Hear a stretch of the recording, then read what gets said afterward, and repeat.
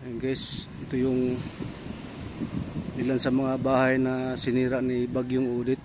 Hindi talaga mapakinabangan na. Delikado na kasi yung ilalim niyan butas na. Ayan, kaya inabando na ng may-ari. Hindi na kayang i-repair. Ayan, ito pa guys. Talagang wasak na wasak. Kaya tuluyan ng iniwan na may-ari ito. Wala. Delikado na kung tirahan pa nila.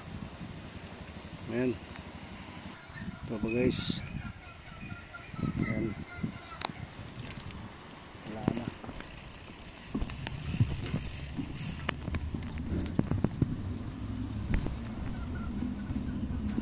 Ayan, yung iba naman kaya pang i-repair. Ayan. Ginagawa pa ng paraan.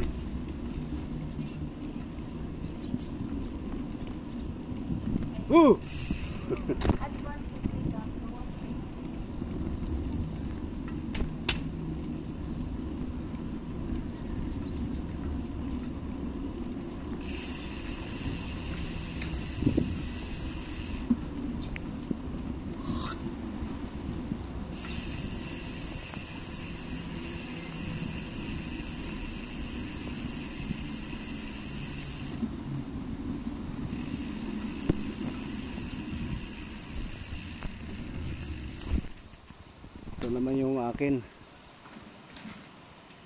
Yan, i-renovate ngayon kasi kaya pa naman gawa ng paraan. Yan. Yung bahay namin ginagawa sa ngayon. Thank you for watching.